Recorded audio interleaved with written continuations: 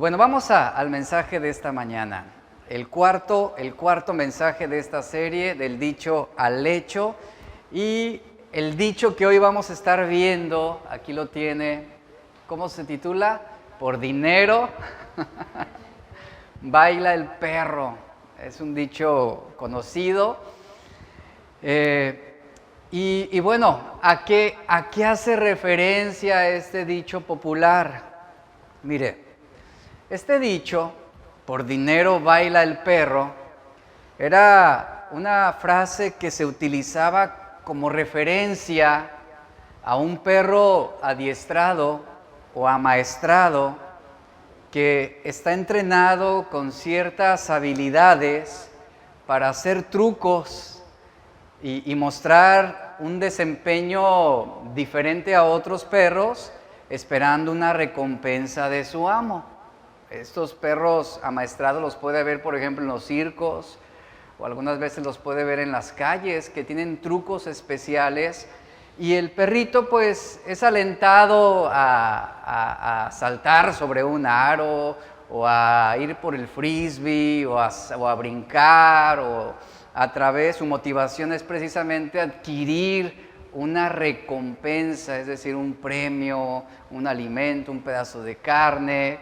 Y de ahí es donde surge este dicho, por dinero baila el perro. Y el significado de este dicho hace alusión, la reflexión hace alusión a la fuerza o a la motivación que el dinero puede generar en una persona. El dinero puede tener una influencia tan poderosa en la gente que es capaz de inducir un cambio de conducta o de pensamiento, haciendo a un lado sus valores morales, religiosos o hasta políticos. Y bueno, si hablamos de política, ¿cuántos políticos por dinero no están dispuestos a bailar, como dice el dicho? Es decir, a ellos no les importa el color de un partido. Ellos están dispuestos a cambiar de color de partido con tal de obtener más dinero, más poder, más recursos. Y a esto precisamente se refiere este dicho. ¿Hasta dónde puede llegar una persona por dinero? Yo le pregunto esto. ¿Hasta dónde?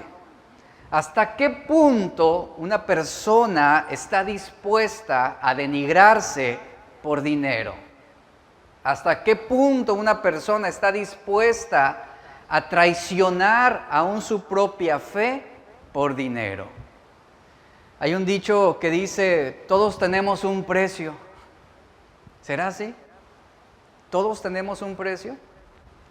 Hay una película del año 1993, una película clásica que se titula Una propuesta indecorosa, que relata la historia de un millonario, este actor es Robert Redford, que ofrecía a una pareja, a un matrimonio en problemas económicos, $1,000,000 a cambio de pasar un fin de semana con la mujer, con la esposa de este hombre. El matrimonio duda seriamente de aceptar la oferta, pero su ambición, escuche, su ambición los hace aceptar la oferta. Y bueno, el relato de esta historia es que tomaron esa decisión, recibieron ese $1,000,000, la mujer estuvo con este hombre una noche, pero las consecuencias fueron peor de lo que esperaban, fueron consecuencias trágicas. ¿Por qué? Porque este matrimonio se comenzó a llenar de celos, de desconfianza, de sentimientos de traición, y esto aumentó aún más sus problemas entre ellos. A eso es a lo que una persona puede estar dispuesta a hacer por dinero. Por dinero baila el perro. Alguien dijo lo siguiente, 1,000,000 no vale por una vida de vergüenza, pero por 1,000,000,000 puedo permitirme renunciar a mi propia existencia.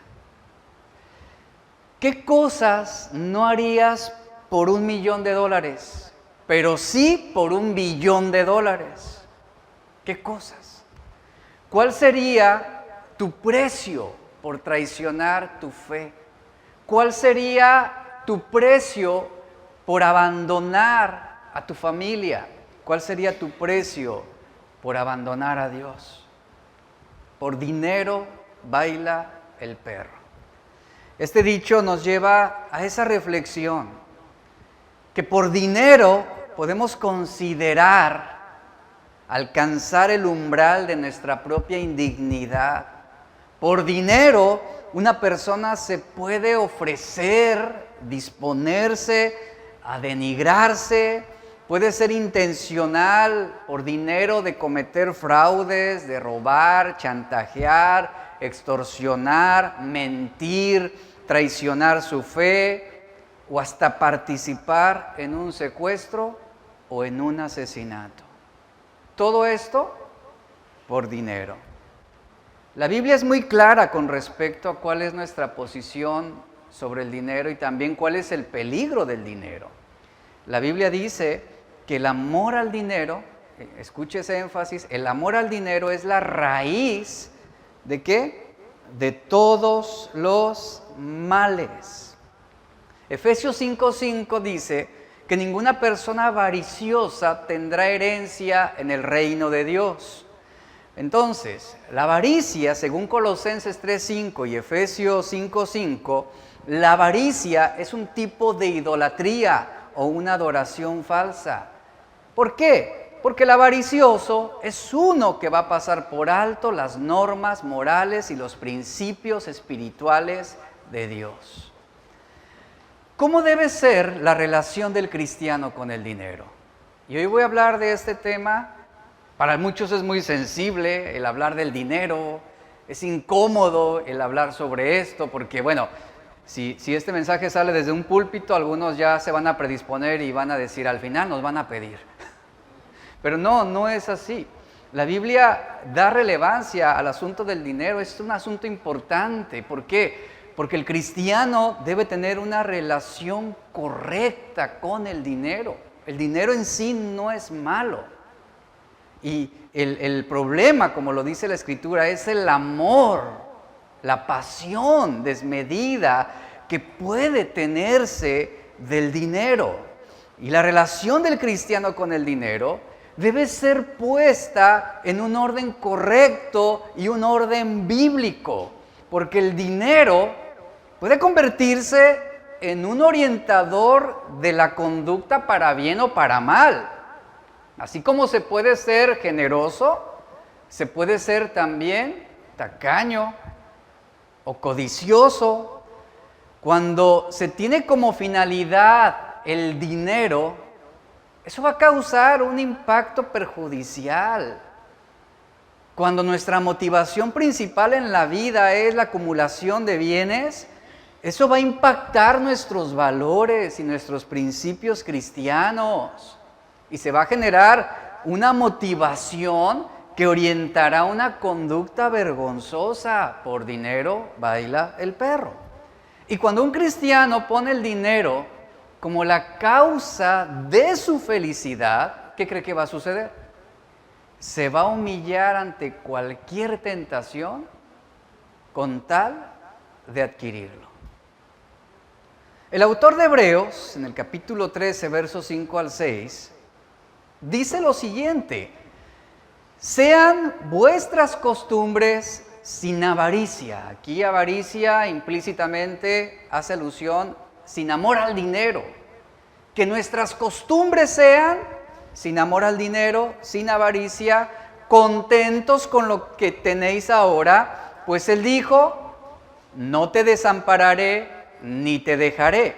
Así que podemos decir confiadamente, el Señor es mi ayudador, no temeré lo que puede hacerme el hombre.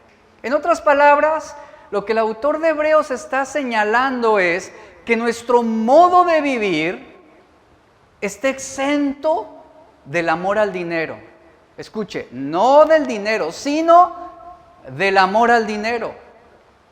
Y aquí la instrucción es, y manténganse contentos con lo que Dios les permite tener. Y el contentamiento nos va a llevar a ser agradecidos con todo lo que tenemos o lo que Dios nos permite tener. Porque cuando se tiene contentamiento, no se vive con preocupaciones, ni con afanes, ni con ansiedad. Hay contentamiento. Y cuando se ama el dinero, se vive agobiado, preocupado, afanado, turbado. ¿Por qué? Porque en el momento en que el dinero falta, es cuando nos sentimos desconfiados. O sea, es cuando podemos sentirnos inseguros, cuando somos frágiles en muchas situaciones. Por eso vemos, por ejemplo, a Pablo. La actitud del apóstol Pablo es un gran ejemplo para nosotros, que nos brinda equilibrio. En Filipenses 4:12, en la versión Palabra de Dios para Todos, dice: yo sé vivir en pobreza o en abundancia.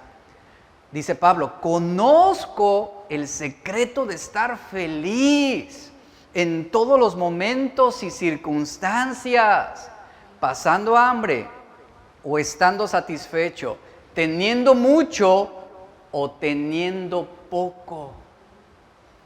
Esta es una gran referencia sobre la actitud que Pablo tenía con respecto al dinero. O sea, Pablo, efectivamente, él también necesitaba dinero para vivir, tanto para comer, para poder beber algo, para poder tener un sustento, a lo mejor un lugar donde dormir. Él requería ese dinero. Sin embargo, él no tenía amor por el dinero. Él aprendió a vivir con poco o con mucho. Y ahí está, en esta versión dice: yo conozco el secreto de ser feliz. Conozco el secreto de estar feliz en todo momento y en toda circunstancia. ¿Cuál es? El contentamiento, el mantenerme agradecido. Ahora, es una mentira decir que el dinero lo da todo. Tiene sus limitaciones. Un poeta noruego llamado Arne Garborg, él escribió lo siguiente: puedes comprar comida, con dinero puedes comprar comida, pero no el apetito. Puedes comprar medicinas, pero no la salud. Puedes comprar camas cómodas, pero no el sueño. Comprar libros, pero no la inteligencia. Comprar diversión, pero no el placer. Comprar conocidos, pero no verdaderos amigos. Comprar sirvientes, pero no su lealtad. Puedes comprar días tranquilos, pero no puedes comprar la paz.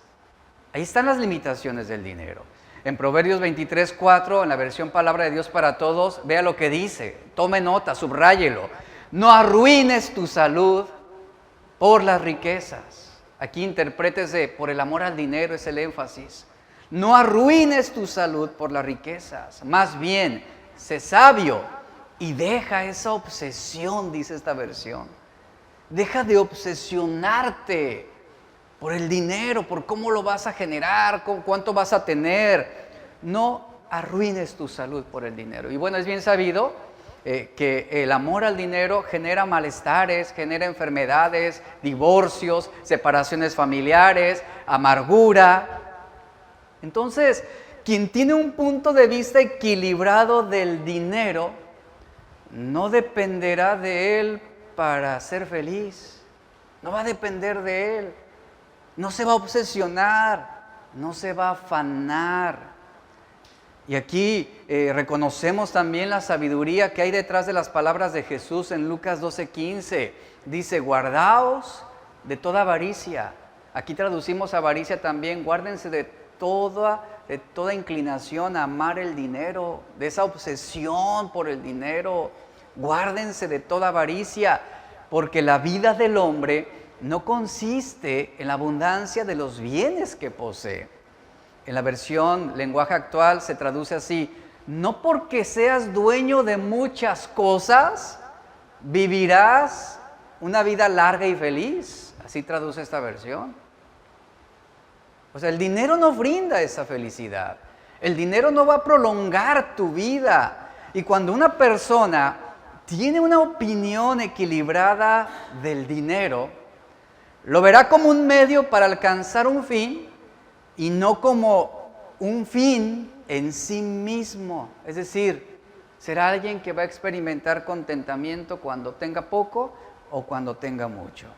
Y la Biblia advierte en 1 Timoteo 6:10, en la versión Dios habla hoy: el amor al dinero es raíz, fuente, causa de toda clase de males.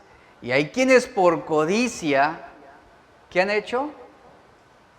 ¿Qué es lo que hace el dinero? Orienta conductas, fue lo que dije al principio, para bien o para mal.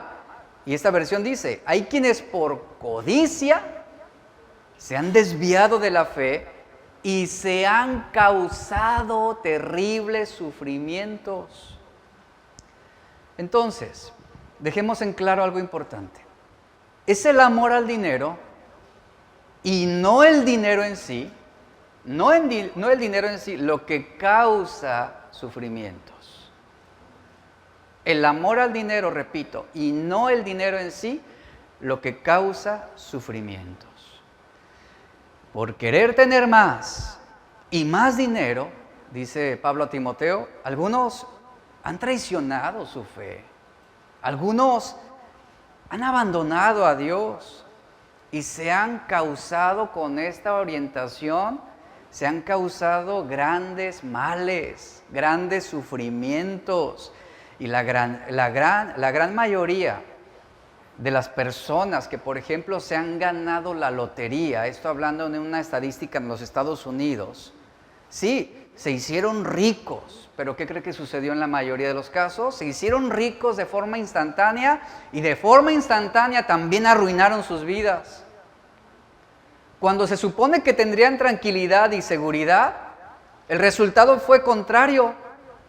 Divorcios, enfermedades, suicidios, amargura, ansiedad, paranoia y muchos males más que le sobrevino a causa de esa obsesión por el dinero. Un aspecto también muy claro e importante que la Biblia nos enseña es, ¿dónde tenemos realmente nuestro corazón? ¿Dónde está puesto nuestro corazón? Porque Jesús dijo en Mateo 6:21, porque donde esté vuestro tesoro, allí estará también vuestro corazón.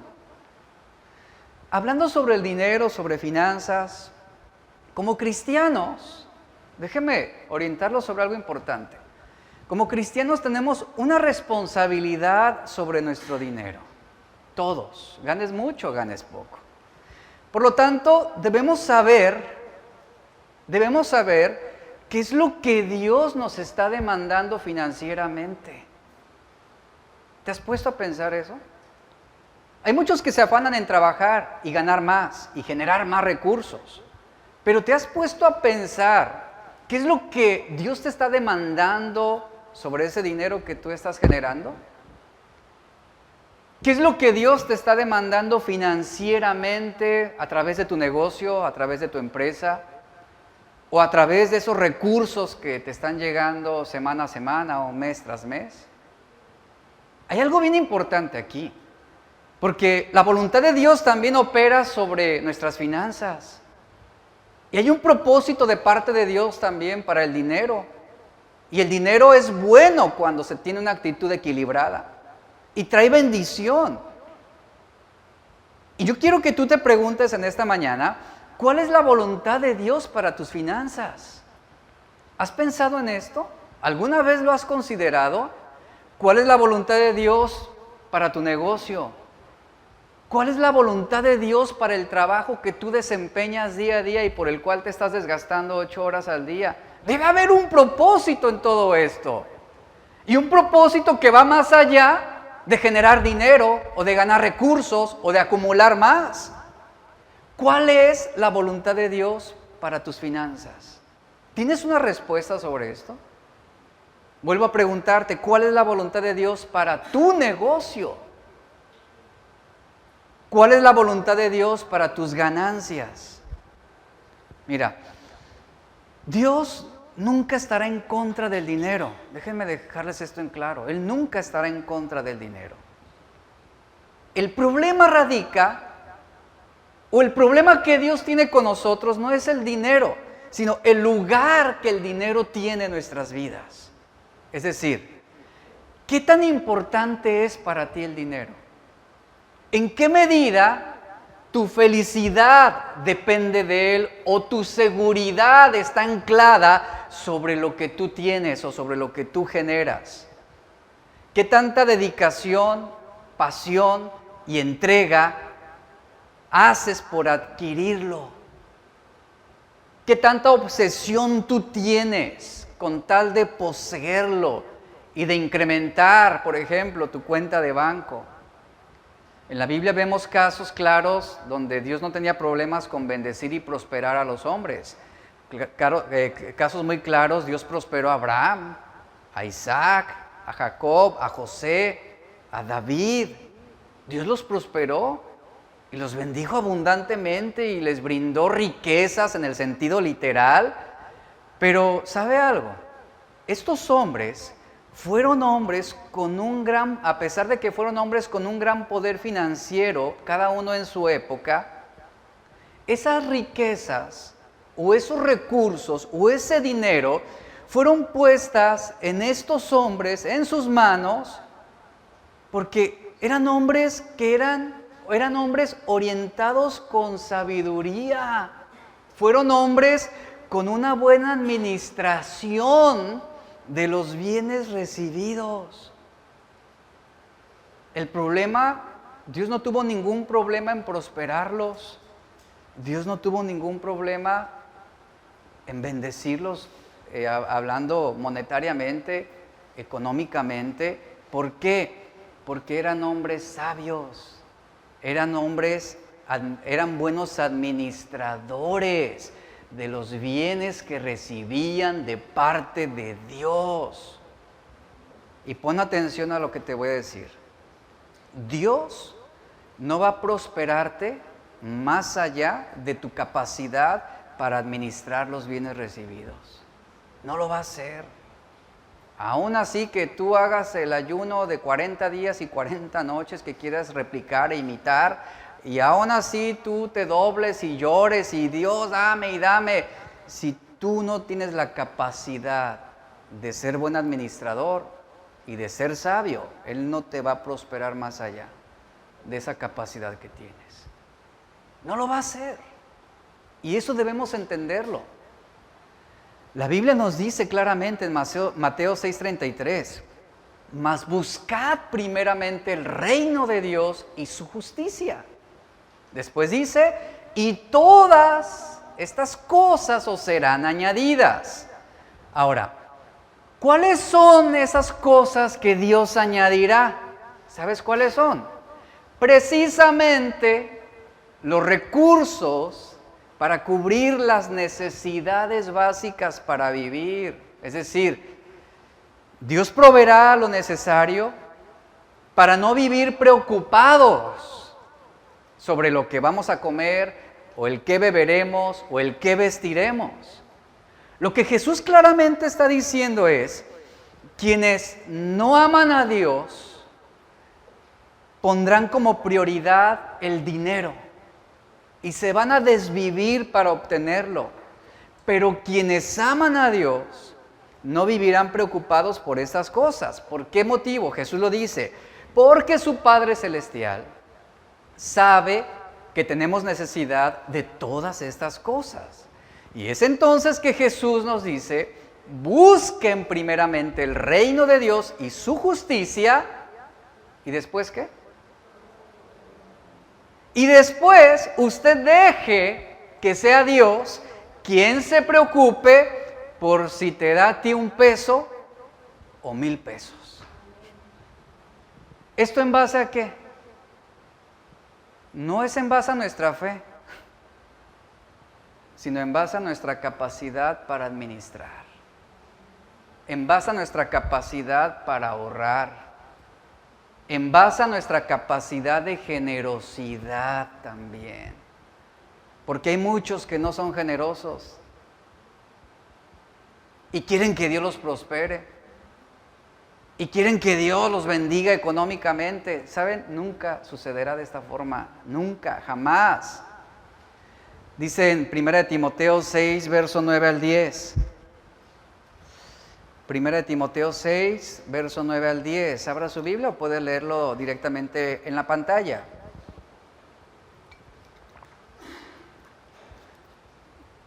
Lea con atención. Dice, pero los que quieren enriquecerse, es decir, esto habla de una motivación indebida. Esto habla nuevamente, de un apego hacia el dinero, de un amor hacia el dinero. Los que quieren enriquecerse, ¿cuál será el resultado? Caerán en tentación y lazo. Esta expresión habla de ataduras, habla de trampas. Luego añade, y en muchas codicias necias y dañosas que hunden a los hombres en destrucción y perdición. Porque raíz de todos los males, repetimos este verso, es el amor al dinero, el cual codiciando algunos se extraviaron de la fe y fueron atormentados con muchos dolores. Vea, es muy interesante lo que Pablo aquí está mostrando. Todo inicia con una sutil pero poderosa tentación para quedar atados. Es decir, te lo voy a ilustrar de esta forma. Tú abres tus redes sociales, ahí estás, en Facebook, o en, no sé, Twitter o Instagram. Y de repente te encuentras con una foto de un nuevo celular. El nuevo, el más reciente, ahorita está el iPhone 15 de titanio, así una cosa bellísima. Fuera de mi alcance, por cierto. Y en cuanto tú lo ves, ¿qué sucede? Tus ojos se te abren, ¿verdad? Las pupilas se te dilatan solo con mirarlo en la imagen, en el video. Y sucede que comienza a nacer un deseo por quererlo ver físicamente, ¿no? Sentirlo, pesarlo. Y ese deseo te moverá a un centro comercial.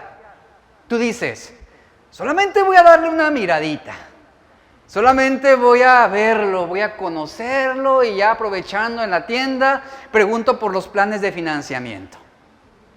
Y llegas a la tienda, el vendedor obviamente muy amable, sonriente, lo pone en tus manos y ya lo tienes tú, ya eres parte de, lo tienes ya en tus manos, ahora lo estás tocando, lo estás moviendo, lo estás sintiendo, ves su pantalla, sus colores, sus imágenes increíbles, la rapidez de su procesador y quedas fascinadísimo con su memoria de 2 terabytes.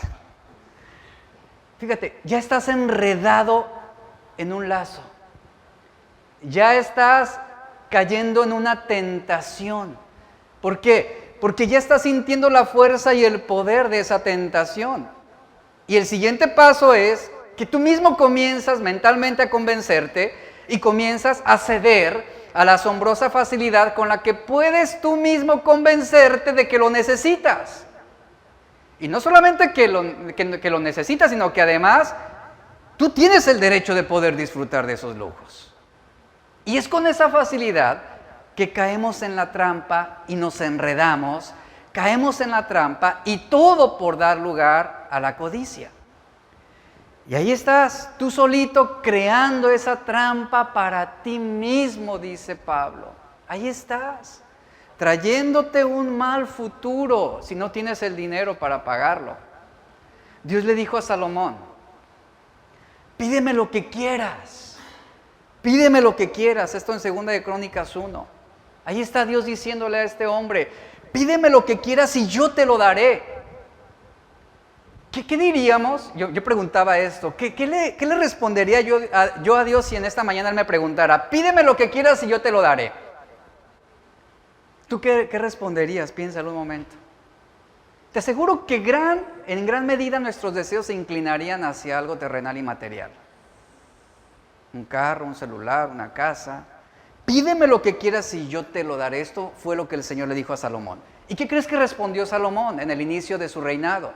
Salomón, que tenía un corazón inclinado a Dios en ese tiempo, él respondió, Señor, dame ahora sabiduría y ciencia para poder dirigir a este pueblo. ¿Qué pidió? Sabiduría. Pidió ciencia. Él comenzó bien. La Biblia dice que Dios le respondió a Salomón de esta forma en 2 de Crónicas 1, 11 al 12. Por cuanto este ha sido tu deseo, le dice el Señor, por cuanto este ha sido el deseo de tu corazón, y no pediste riquezas, ni bienes o gloria, ni tampoco me pediste, dice, la vida de los que procuran tu mal, ni pediste muchos días, sino que has pedido para ti sabiduría y ciencia para gobernar a mi pueblo, sobre el cual te he puesto por rey. El Señor le dice y le concede sabiduría y ciencia te serán dadas. Y también te daré riquezas, bienes y gloria. ¿Cómo fue que Dios bendijo a Salomón con esas riquezas, esos bienes y esa gloria? Cuando primero se le otorgó a Salomón sabiduría para administrar correctamente los bienes recibidos. Ahí está. Esto fue lo que primero pidió Salomón. Y luego el Señor le dice, yo te daré esas riquezas. Ahora que tú recibes sabiduría, te volverás un buen administrador y serás capaz de administrar equilibradamente esa riqueza, ese bien, esa gloria.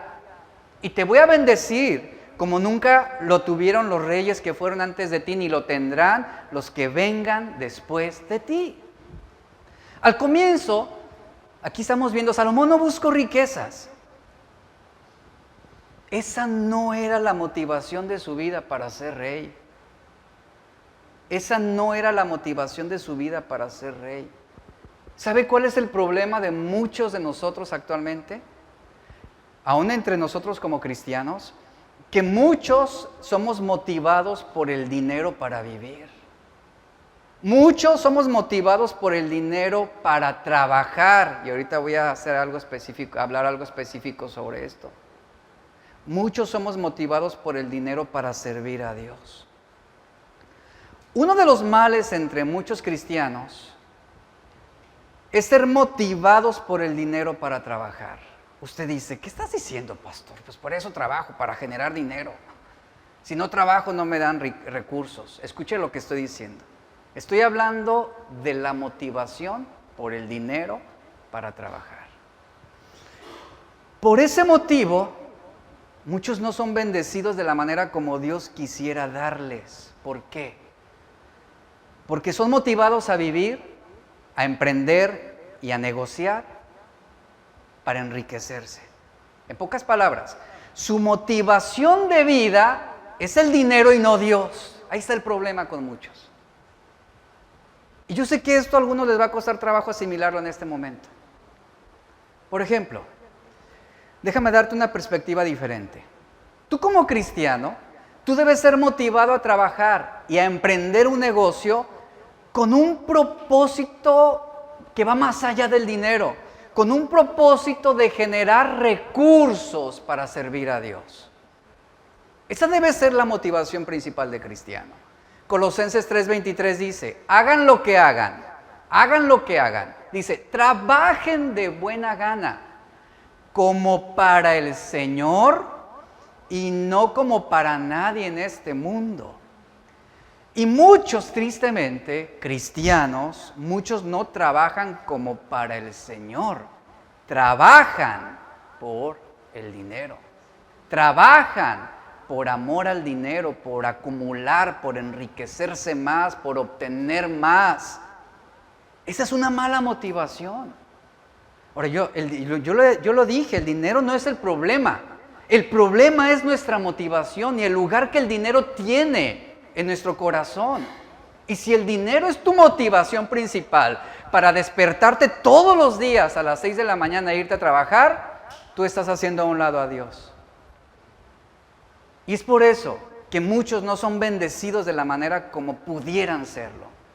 ¿Qué fue lo que Salomón le pidió a Dios? Señor, yo no quiero riquezas, yo no quiero en este momento que me llenes de bienes. No, dame sabiduría.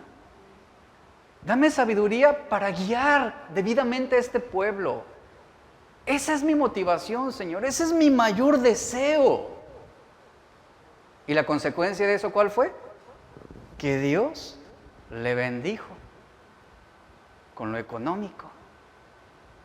Y esa debe ser nuestra motivación todos los días. ¿Por qué? Porque si tú trabajas con la motivación de enriquecerte, y enriquecerme me refiero a ese amor al dinero. Si tú trabajas con la motivación de enriquecerte, entonces tú buscas el dinero más que a Dios.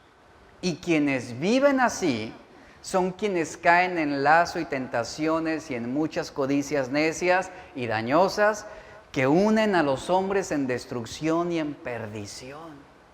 ¿Y sabes qué significa perdición? Perdición significa pérdida. Y cuando un hombre ama el dinero, lo que está diciendo Pablo a Santiago es una persona, es un hombre inútil para los propósitos de Dios. inútil para Dios. Es correcto, así es como lo está diciendo la Biblia. Una persona que ama el dinero es inútil para Dios.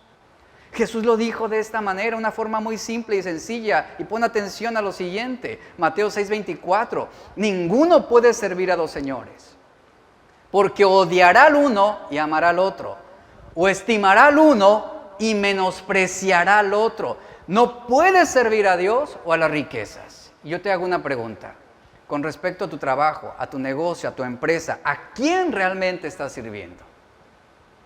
¿A quién estás sirviendo? ¿Cuál es tu motivación principal de emprender un negocio? ¿El comprarte la casa de tus sueños? ¿El acumular más bienes? ¿El obtener más ganancias? ¿O realmente la motivación de emprender un negocio es glorificar a Dios y servir a Dios a través de esos recursos que Él va a proveer? Esa debe ser la motivación. Entonces, hay muchos que están divididos en su corazón. Por un lado vienen a la iglesia y sirven a Dios, pero por otro lado llegan al trabajo y toman como su amo al dinero. Y esto no debe ser así. Nuestra fe no debe estar fragmentada. O servimos a Dios o servimos al dinero. Y tu actitud cada mañana para ir a trabajar debe ser, hoy voy a servir a Dios con lo que estoy haciendo. ¿Por qué? Porque un amo es todo aquello que nos esclaviza, según Romanos 6:16. Por ejemplo, el alcohol se puede convertir en un amo. La lujuria se puede convertir en un amo. El trabajo se puede convertir en un amo. Y el dinero puede ser el amo de muchas personas. Y es bien fácil y bien sutil justificar la veneración y la adoración que le brindamos al dinero. En la advertencia de Jesús de que no podemos servir a dos señores, a dos amos, especifica claramente que el dinero es un amo que se opone a Dios. Es decir, ese amor al dinero es un amo que nos puede llevar a renunciar a nuestra fe, que nos puede llevar a vivir en contra de la voluntad de Dios. Por eso, el deseo por el dinero es más peligroso que el dinero mismo. Es más peligroso que el dinero mismo. ¿Por qué? Porque una persona pobre puede ser más blasfema que una rica. ¿Sabía eso?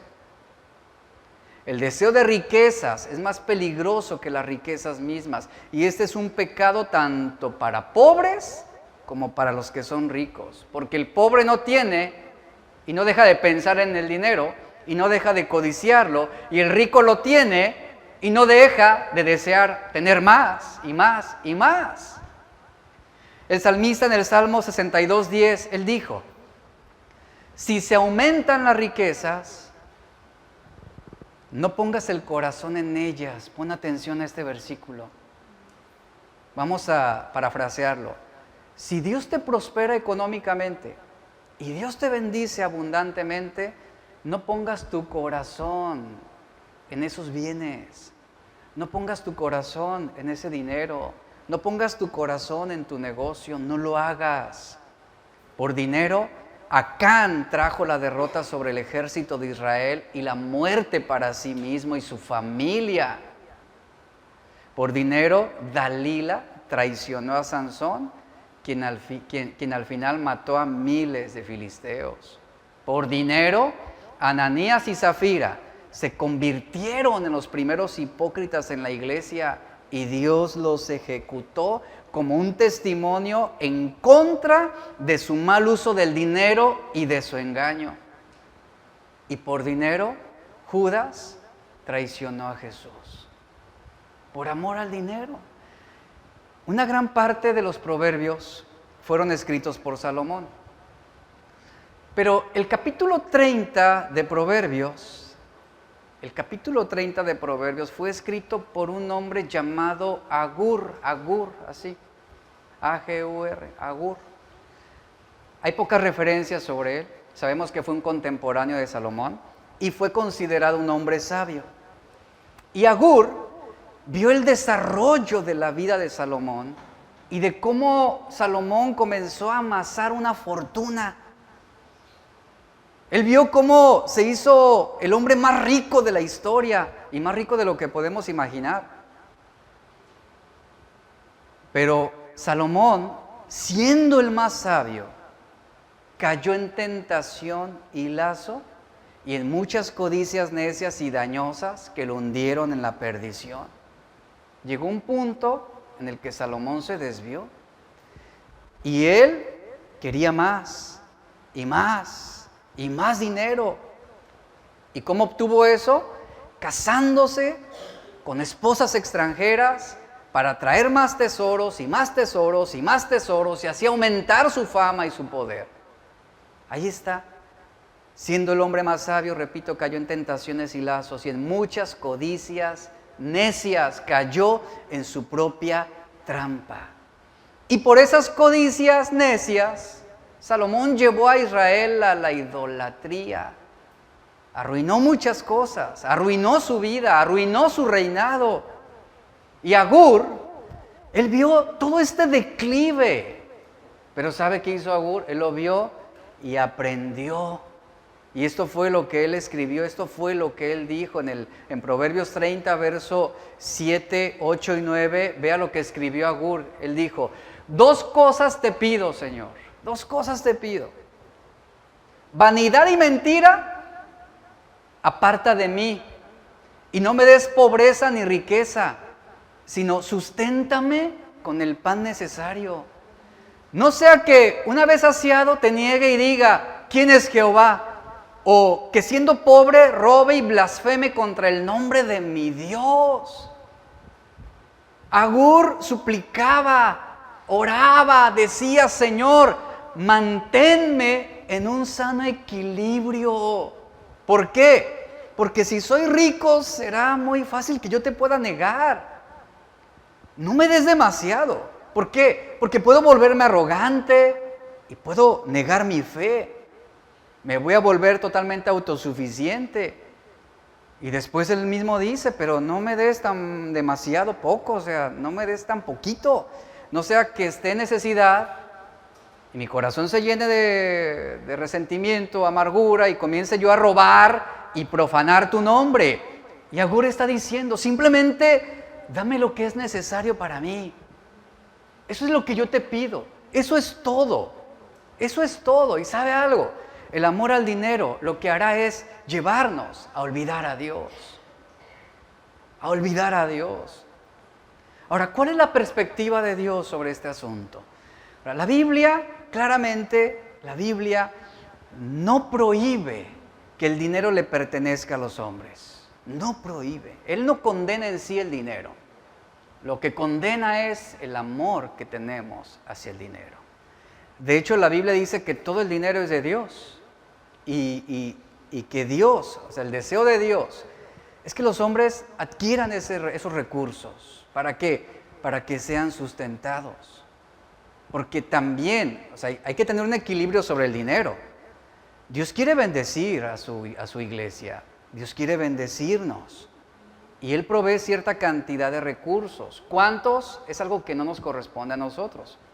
De acuerdo a la medida de fe de cada uno y de acuerdo a la medida de sabiduría de cada uno, es que Dios distribuye esos recursos para que nosotros los administremos. ¿Qué es lo que sucede aquí? Que usted, por ejemplo, trabaja, emprende un negocio, tiene una empresa, y Dios bendice su esfuerzo. Pero Dios bendice su esfuerzo del servicio que usted está brindando a otros.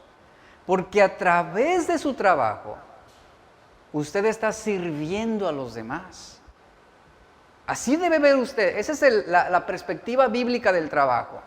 Por eso, cuando usted ve el trabajo, o ve su negocio, o ve su empresa, o ve su oficio como una forma de servir a Dios, el dinero va a terminar en segundo plano. Es decir, el dinero quedará en un segundo término, no será su principal motivación. Pero vamos a ver lo siguiente: si tú eres electricista, si tú eres carpintero, fontanero, ingeniero, arquitecto, a través de tu conocimiento, a través de lo que tú sabes hacer, tú estás sirviendo a las personas. ¿Por qué? Porque estás solucionando problemas, estás ofreciendo un servicio. Y si tú haces un buen trabajo con integridad, con ética, con honestidad. Si tú haces un buen trabajo, tú serás bendecido con un buen pago y una buena recomendación. Dice Colosenses 3:23 al 24, repito, trabajen de buena gana en todo lo que hagan. Escucha lo que dice, estoy leyendo otra versión de este verso. Trabajen de buena gana en todo lo que hagan como si fuera para el Señor y no para la gente. Y no para la gente, lo que hagas. Si eres cajero, hazlo como si fuera para el Señor y no para los clientes. Si tienes una empresa, o si por ejemplo tú haces labor o trabajo de limpieza, limpia como si fuera para el Señor y no como para quien te paga. Esa debe ser nuestra motivación con respecto al trabajo. Y cuando lo hacemos debidamente, ¿de quién crees que viene la recompensa y la bendición? De Dios. Viene de parte de Dios. Entonces, si obtener dinero es tu motivación para levantarte cada mañana, seguramente tienes una inclinación de alguien que ama el dinero por encima de Dios. En cambio, si cada mañana tú pones tu vida en perspectiva de que tu trabajo es una manera de glorificar a Dios, entonces serás prosperado. Y Dios te bendecirá. De verdad, Dios te bendecirá, eso te lo garantizo. ¿Por qué? Porque a través del trabajo y nuestro dinero tenemos la oportunidad también de practicar nuestra fe. Entonces, nuestra actitud sobre el trabajo y sobre el dinero debe ser compatible con nuestra fe. Ahora, ¿qué prioridades tú tendrías que cambiar para tener un equilibrio entre tu dinero y tu fe? Hay muchos que dicen tener una confianza absoluta en Cristo, pero tan solo vienen los problemas financieros o tan solo viene una situación, por ejemplo, de fraude económico, ¿cómo nos sentimos? Nos sentimos vulnerables e inseguros con respecto al futuro. Y es muy probable que una persona que se debilita fácilmente cuando se carece de dinero, es muy probable que su fe pudiera estar dividida entre Dios y el dinero. Y eso es peligroso, porque no podemos servir a dos señores. O amamos a uno o amamos al otro. O amamos a uno y la consecuencia va a ser que despreciemos al otro. En la Biblia hay principios bíblicos diseñados para ayudarnos a ganar dinero. Les repito esto, no es malo, todos tenemos que trabajar y todos tenemos que generar recursos para poder vivir. Pero hay principios bíblicos que nos ayudan precisamente a hacerlo de una forma correcta. Ahora, todos necesitamos dinero para cubrir nuestras necesidades. Nadie se alimenta de puro aire, ¿verdad? Nadie, necesitamos comer, necesitamos beber, necesitamos vestir, necesitamos cubrir una renta, una casa. Todos necesitamos dinero para cubrir nuestras necesidades. Y Dios esto lo sabe y no está en contra del dinero. Es más, el mismo Jesús, siendo Dios, Él recurrió al dinero para cubrir una necesidad al pagar sus impuestos. En una ocasión un cobrador de impuestos llegó con Pedro y le dijo, esto en Mateo 17, este cobrador le dice a Pedro, ¿acaso tu maestro no paga impuestos del templo? Pero antes de que Pedro fuera con Jesús y le dijera sobre esto, Jesús mismo dijo y respondió a Pedro diciéndole, mira Pedro, no queremos que se ofendan, así que desciende al lago, echa el anzuelo y abre la boca del primer pez que saques y allí encontrarás una moneda de plata, tómala y paga mi impuesto y paga el tuyo. Vea, al decir que la Biblia nos brinda principios para ganar dinero, no estoy hablando de buscar riquezas, no estoy hablando de la doctrina de la prosperidad, no estoy hablando de que Dios quiere hacernos a todos ricos, no. Hablemos de un equilibrio sobre nuestras finanzas, esto es sano y esto es saludable. Lo que yo estoy hablando no es de la acumulación de bienes, estoy hablando del término dinero en su sentido bíblico. Esto es tener realmente un punto de vista, una perspectiva adecuada sobre los recursos que Dios nos permite generar. Y hay algunos principios bíblicos para que un hombre pueda ganar una medida de dinero. Ahora, ¿cuáles son? ¿Sabe cuáles son? Entre uno de ellos, y el más importante, Dios dispuso el trabajo para obtener dinero. ¿Cierto? No es de que, ay, que del cielo me venga ahí un dinerito, ¿verdad? Que me pueda caer, Señor, envíame. No, trabaja, tienes que trabajar. ¿Por qué? Porque Dios bendice el fruto de tu trabajo. Cuando a algunos de ustedes Dios les permite adquirir un vehículo nuevo, sacarlo de la agencia, ¡qué bendición! Es una bendición el poder tener ese privilegio, ¿no? Y yo les he compartido a quienes lo han hecho y les digo, disfruta el fruto de tu trabajo, disfrútalo, no es malo, gózalo, Dios te lo permite, disfrútalo y honra a Dios a través de tus bienes, ¿no? Y dale gracias a Dios. Entonces, Dios ha dispuesto el trabajo para obtener dinero. Dice Proverbios 14:23, toda labor da su fruto, mas las vanas palabras se empobrecen. La versión traducción viviente sobre este versículo se lee así, el trabajo honesto, íntegro, trae ganancias, pero el solo hablar lleva a la pobreza.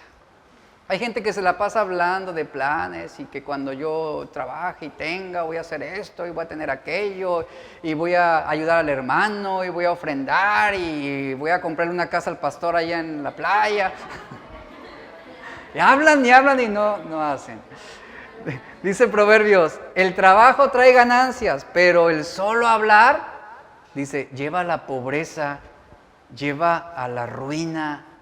Ahora, ¿quién diseñó el trabajo?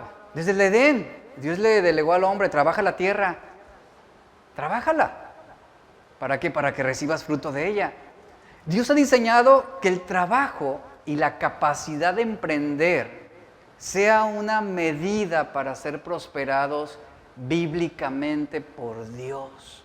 Y Dios nos ha dado el trabajo para que podamos obtener ganancia. Entonces, usted no le tenga, en el buen sentido, usted no debe tenerle miedo a generar recursos. Si usted es un hombre sabio y un buen administrador, usted será capaz de poder orientar correctamente esos recursos. Ahora, muchos tienen miedo a emprender. Ora a Dios. A lo mejor Dios quiere que usted emprenda, pero tiene miedo. Pídale a Dios sabiduría. Déjese guiar por esa dirección de Dios, porque no, el deseo de Dios es de que todos seamos bendecidos a través de nuestro trabajo. O sea, Dios no quiere una iglesia ociosa, perezosa, no. Dios quiere una iglesia activa, una iglesia trabajadora, una iglesia emprendedora. Una iglesia que genere esos recursos, no para atesorar, sino para bendecir a otros. Y es a través de nosotros que Dios puede bendecirnos. Hace tiempo tengo presente un caso de una persona, un empresario, que él me decía, es que a mí me gustaría servir a Dios en la iglesia. Y él es un empresario muy bendecido y próspero. Mi respuesta fue, es que lo que no te das cuenta, que esa empresa que Dios ha puesto en tu mano, ese negocio que Él ha puesto en tus manos, es el ministerio que Dios te ha dado. ¿Por qué? Porque Dios te ha dado la capacidad para generar recursos que ninguno de nosotros podríamos generar. ¿Y esto con qué propósito? Con el propósito de bendecir a otros, con el propósito de ayudar, con el propósito de sostener misioneros. ¿Se da cuenta? Entonces, esa es la perspectiva correcta del dinero y los negocios y las empresas para nosotros como cristianos. Dice la Biblia claramente que Dios ha diseñado el trabajo y Dios también nos da la capacidad para emprender, para obtener una medida de prosperidad y de bendición. Y Dios nos ha dado el trabajo para que podamos obtener esa ganancia y también para disfrutar el fruto de nuestro trabajo. Obviamente, con honestidad, con integridad. Dice 2 de Tesalonicenses 3:10, y cuando estábamos con vosotros, os ordenábamos esto, dice Pablo, que si alguno no quiere trabajar, ¿qué dice? Tampoco coma. Es decir, ni siquiera es merecedor de lo necesario, de lo esencial. Ahí está. No hay bendición para quien no quiere trabajar. Los cristianos, lamentablemente, muchos en su ignorancia piensan que la fe va a resolver todo sin esfuerzo. Si usted quiere obtener más ganancia, no le pida solo a Dios que le suple y que le dé. Pídale a Dios la capacidad para emprender. Pídale a Dios la sabiduría para generar ganancias. Y cuando las tenga, pídale la sabiduría para administrar. Para bendecir, porque es mejor dar que recibir. Necesitamos trabajar. ¿Y sabe algo? Dios recompensará nuestro esfuerzo. Dios bendecirá nuestro esfuerzo. Cuando nuestra motivación en el trabajo es ¿quién? Servir a Dios. Esa debe ser nuestra motivación. No debemos ver el esfuerzo que hacemos para trabajar solamente en términos de dinero, sino que también para nuestro propio respeto personal. Es algo que todos necesitamos. Por ejemplo, una ama de casa, al hacer un trabajo diligente en su hogar, ¿a quién está agradando? Al Señor primeramente. Está sirviendo a Dios. Y esa mujer, que a lo mejor no es valorada por su marido, esa mujer prudente, sabia, virtuosa, experimentará la bendición de Dios, que va más allá de una paga que ella pudiera obtener. Y quien trabaja, por ejemplo, barriendo las calles o limpiando ventanas o recolectando la basura, si lo hace para el Señor, obtendrá grandes satisfacciones y aprenderá a servir a Dios en un ambiente secular. Y Dios le recompensará y Dios le bendecirá. Dice 2 de Tesalonicenses capítulo 3, verso 11 al 13.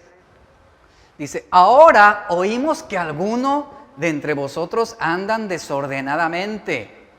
Dice, no trabajando en nada, o sea, de ociosos, sino entrometiéndose en lo ajeno. Es decir, como tienen tanto tiempo libre, andan de chismosos. Es lo que está diciendo. Esa es la parafraseada de este versículo.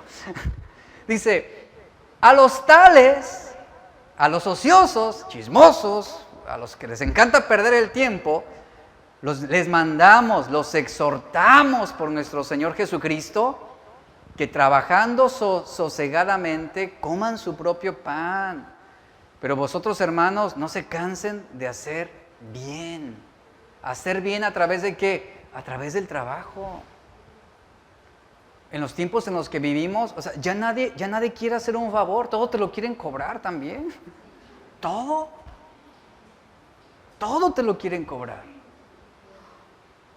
Y como cristianos debemos entender que esa virtud y ese oficio y esa capacidad que el Señor nos ha dado, algunas veces la tenemos que usar para servir a otros sin obtener una ganancia, entendiendo que esa recompensa ¿de quién viene? Del Señor. Del Señor. Y Pablo aquí está reprendiendo a los ociosos, a los que viven de manera desordenada sin trabajar.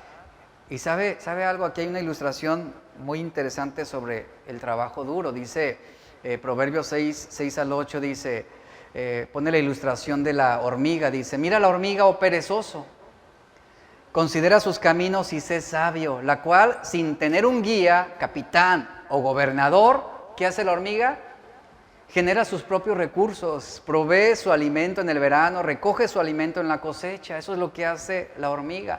Y Pablo está exhortando a esas personas flojas y les dice, o bueno, aquí Proverbios más bien dice, vean a la hormiga. No tiene ningún tipo de jefe. Es decir, no tiene quien la esté mandando, quien le esté diciendo lo que haga. ¿Qué hace la hormiga? Simplemente cumple con su trabajo diligentemente. ¿Esto de qué habla? De que como cristianos debemos ser personas con iniciativa de trabajar también. No andar esperando a que te estén diciendo, llega temprano, haz esto. Qué latoso es que un jefe ande detrás de ti todo el tiempo. Que tienes que hacer esto, que tienes que hacer lo otro. O sea, ¿dónde se comienza a mostrar la diligencia? Aquí está la hormiga. No tiene un patrón, no tiene un jefe. Sin embargo, diligentemente cumple con su trabajo. Y ahí está, recogiendo el alimento en el verano, almacenándolo, preparándose para el invierno. Esa es diligencia. Y saben, Ese es el trabajo y la actitud que también Dios bendice. Proverbios capítulo 20, verso 4 dice, si no siembras en el frío, no vas a comer en la cosecha. Esa es la negligencia en todo su esplendor. Ahora, el trabajo debemos verlo también como una forma de servir a Dios, ya lo dije, y esto también representa como un ministerio bíblico. Un ministerio a través del cual estamos sirviendo a Dios. Yo esto lo toqué y lo enfaticé en el seminario bíblico, en la clase. A veces cometemos el error de que a Dios solamente se le sirve dentro de la iglesia. No.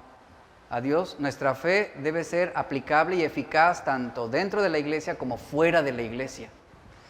Y debemos aprender a servir a Dios y a nuestra familia a través de nuestro trabajo. En 1 Timoteo 5:8 nos dice, si alguno no provee para los suyos, especialmente para los de su propia casa, dice, ha negado la fe y es peor que un incrédulo.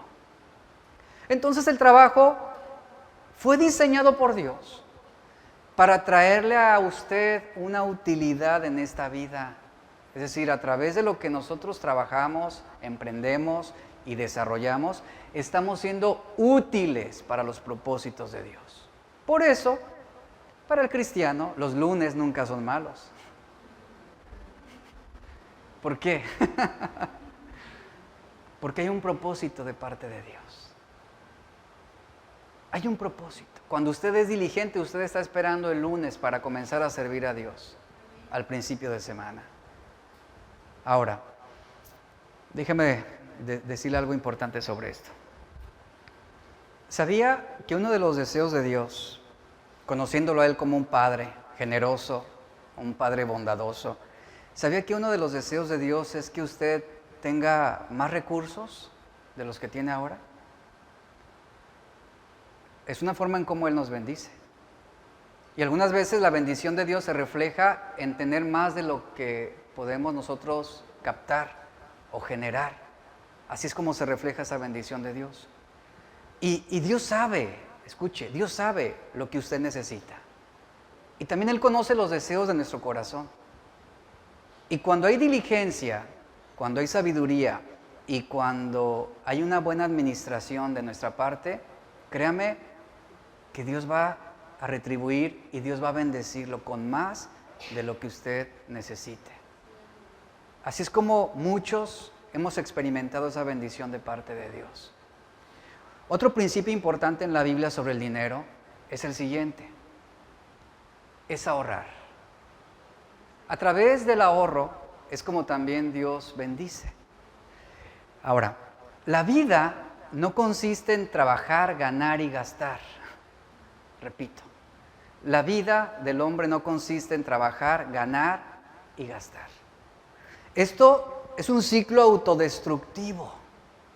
Ahora, Dios nos da la sabiduría también para ahorrar, ¿sabía esto? Y que así como el ejemplo de la hormiga, es algo que nosotros tenemos que aprender de este insecto. El reservar, el ahorrar, el guardar. Dice Proverbios 21:20, tesoro preciado y aceite hay en la casa del sabio, pero el hombre insensato, ¿qué hace? Todo lo disipa, despilfarra, todo lo gasta. Así como le entra ese dinero, así se le va de las manos. Mire, uno que ahorra es un hombre prudente. Uno que aprende a ahorrar es aquel que sabe administrar sus bienes y que sabe incrementarlos de un modo honesto. ¿Por qué? Pues su prudencia le enseña a establecer la debida proporción entre los gastos y los ingresos y tener una reserva para cuando vengan esos tiempos de escasez, cuando vengan esos tiempos difíciles. Aquí en este versículo se menciona específicamente el aceite por ser algo no solo muy útil, sino también un símbolo de toda clase de comodidades y de bendiciones, en la que abundaba, por ejemplo, en Canaán en aquellos tiempos. El hombre sabio, dice este versículo, aparta algo de su dinero, reserva algo de su aceite para prevenirse en los tiempos inesperados. Ahora, ¿sabe usted qué es lo que hace una persona necia? Y lo está diciendo la Biblia, no lo digo yo. ¿Qué es lo que hace una persona necia? Se lo gasta todo. Ahora déjeme decirle algo, es algo en lo cual estamos también trabajando en familia. O sea, y yo creo que la mayoría de nosotros es algo en lo que necesitamos trabajar también. Porque el hombre necio, esto es lo que hace, se lo gasta todo. Otra versión se lee así: el hombre sabio ahorra para el futuro. El hombre necio gasta todo lo que recibe. ¿Cuál es el principio aquí? Ahorrar. Es un principio bíblico que va a traerle bendición. Y Jesús nos habló sobre la importancia de ser prudentes en calcular costos. Esto en Lucas 14, 28 al 29. Aquí habla sobre, Jesús pregunta: ¿quién comenzaría a construir un edificio sin primero calcular el costo para ver si hay suficiente dinero para terminarlo? De no ser así, tal vez termines solo los cimientos antes de quedarte sin dinero. Y entonces, dice, todos se van a reír de ti. Porque van a decir: ahí está el que comenzó un edificio y no pudo terminarlo, dice esta versión. Muchos satisfacen ambiciones, pero no necesidades. Y muchos satisfacen esas ambiciones con una fe mal orientada. Sucede, volvamos al ejemplo de las compras, sucede que usted quiere el nuevo iPhone 15, el Pro Max, no sé qué, pero no tiene dinero, pero tiene muchas ganas de tenerlo. Y como leímos, la Biblia dice, y aquí es donde nos escudamos en ciertos versículos, y como acabas de leer la Biblia y te encontraste con el versículo de Mateo 21, 22 que dice: y todo lo que pidas en oración, si tienes fe, lo recibirás. Y ahí está: Señor, yo quiero ese teléfono. Y yo quiero, y tengo fe, y tengo fe, y tengo fe. Y después revuelcas este versículo con el Salmo 2.8 que dice: pídeme y te daré las naciones como herencia tuya y como posesión tuya los confines de la tierra. Y dices: bueno, si Dios está dispuesto a darme las naciones, que no me dé un iPhone 15. Vea, entonces usas tu fe tullida, coja, haciendo afirmaciones positivas sobre la base de un pensamiento irrazonable, y ahí estás planteando, justificando y aprobando, y compras el iPhone 15 sin tener dinero, y cuando lo adquieres y sales de la tienda te dices a ti mismo en fe: bueno, Dios proveerá. No, ¿cuál Dios va a proveer? Mire, ¿por qué estoy hablando de dinero y no de algún tema doctrinalmente relevante? ¿Sabe por qué? Porque lo que usted y yo hacemos con nuestro dinero determina en gran medida la condición de nuestro corazón. El dinero habla mucho sobre nuestros hábitos, aún con respecto a la fe. Ahora vamos a ser honestos en esta mañana. Ya estoy casi terminando, o sea que falta media hora. Seamos honestos esta mañana. ¿Cuánto dinero sería suficiente para ti para alcanzar una verdadera felicidad? ¿Cuánto dinero será suficiente para que tú puedas realmente sentirte feliz? ¿Cuánto? El dinero puede llegar a ser peligroso si no es usado de acuerdo a la voluntad de Dios. Ese es el punto. En vez de desear riquezas y de caer ante las tentaciones de este mundo, Pablo dice en 1 Timoteo 6, 9 al 10, mas tú, hombre de Dios, huye de estas cosas. Es decir, ¿de qué huyas?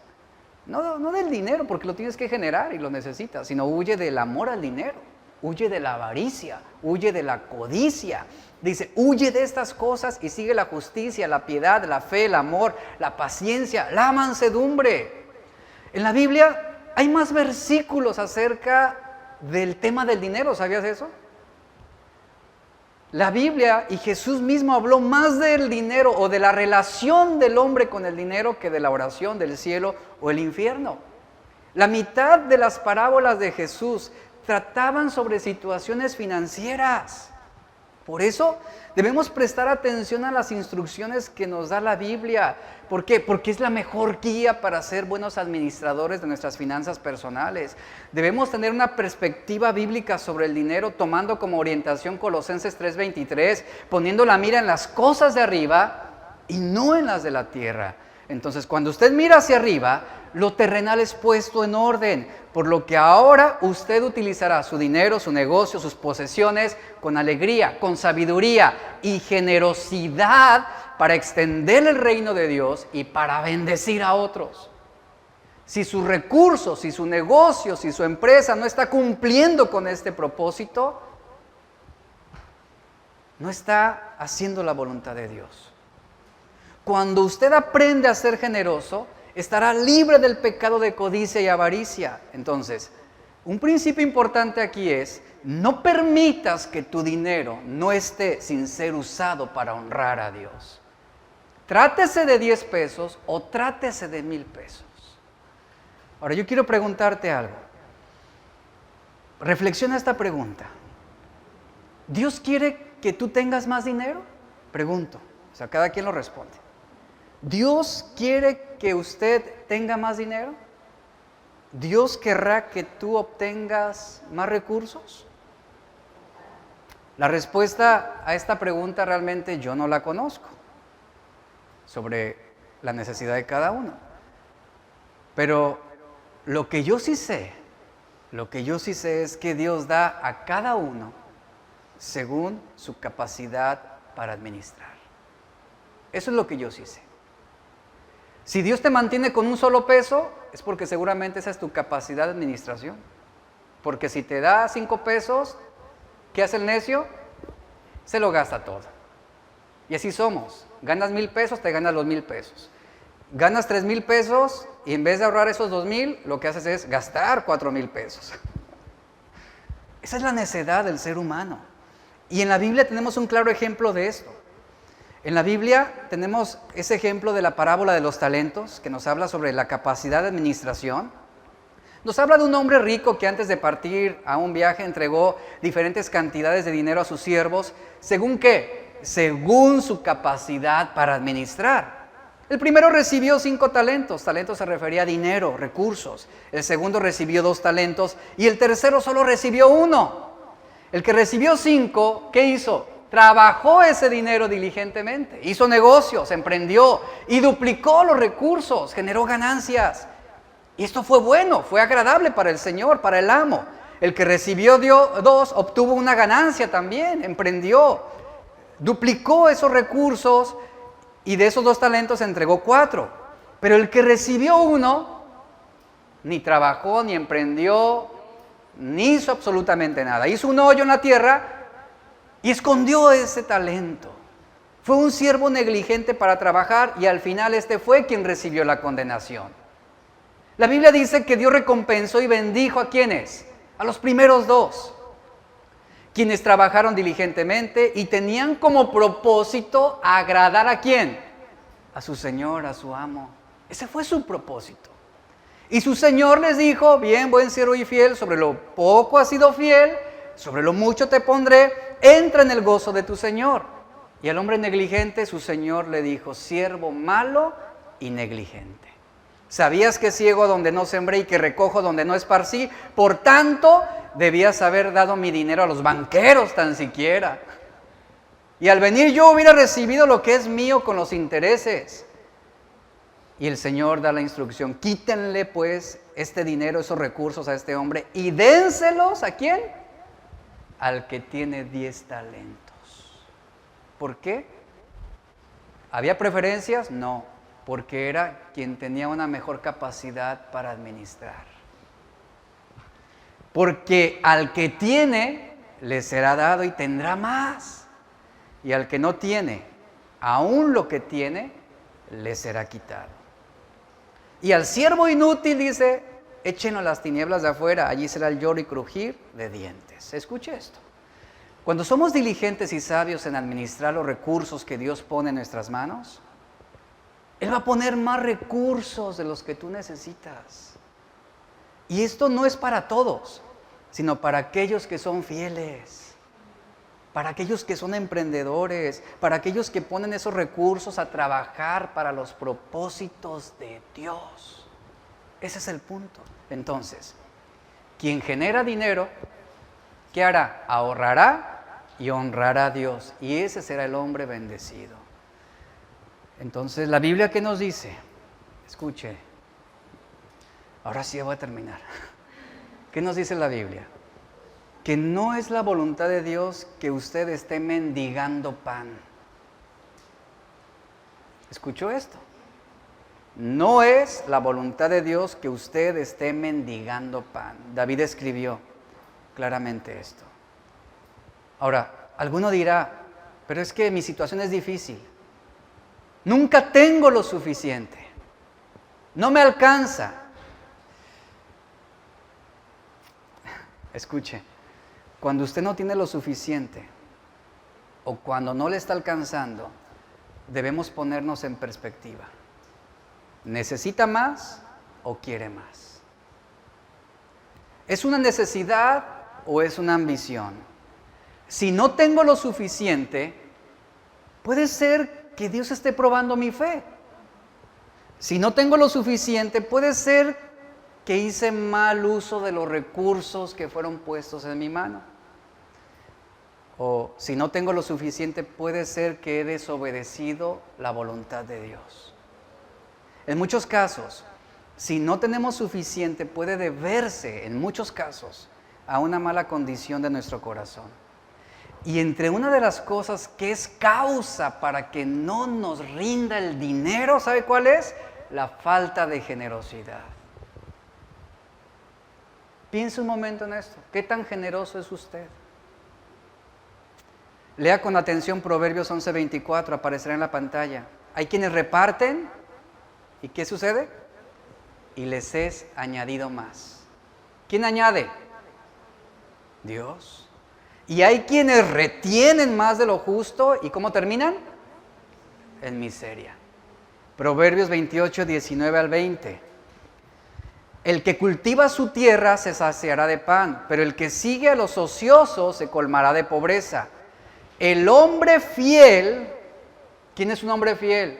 Un hombre sabio y buen administrador de los bienes recibidos. El hombre fiel recibirá muchas bendiciones, pero el que quiere enriquecerse deprisa, es decir, esa prisa habla sobre ese afán, esa obsesión por el dinero, ese amor hacia el dinero, dice, no estará libre de culpa. Y termino con Eclesiastés 5:10 al 11. El que ama el dinero no se saciará de dinero. ¿Por qué? Porque entre más tienes, más quieres. Y entre más tienes, más gastas. La única ventaja que hay en tener dinero es ver cómo se te va de las manos. Así como te entra, así se va. Realmente aquí requerimos esa sabiduría de Dios. ¿Qué es lo que Dios demanda de ti y de mí financieramente? ¿De qué manera nuestro dinero, de qué manera nuestros recursos están glorificando a Dios, están honrando a Dios? ¿De qué manera? Piénsalo, reflexiónalo, ¿por qué? Porque mucho de lo que hacemos con nuestro dinero habla de la condición de cómo es también nuestra fe. Y el dinero lo que hace es revelar la avaricia que pudiera haber en nuestro corazón, la codicia. Habla de que pudiera haber en nosotros envidia. Habla de que pudiera haber en nosotros ese afán, esa preocupación desmedida. Porque un hombre rico, al ser rico, uno diría, bueno, tiene una seguridad financiera, tiene ya esa confianza, él no va a pasar por tiempos difíciles. No, ¿sabe? Sí los pasa, porque ahora el hombre rico tiene que afanarse en cómo va a proteger su fortuna. Y se olvidará de Dios en proteger sus propios bienes. Iglesia, que Dios nos dé sabiduría. Requerimos sabiduría de parte de Dios para ser equilibrados con respecto al dinero. Por dinero baila el perro. Cuando no se tiene sabiduría de Dios, vamos a denigrarnos y vamos a prostituirnos con tal de obtener algunos pesos de más. Que Dios nos dé sabiduría. Vamos a orar. Padre, te damos gracias por tu palabra. Tu palabra nos enseña, tu palabra nos guía y nos orienta sobre estos principios importantes, aún sobre las finanzas, aún sobre el dinero y los recursos. Porque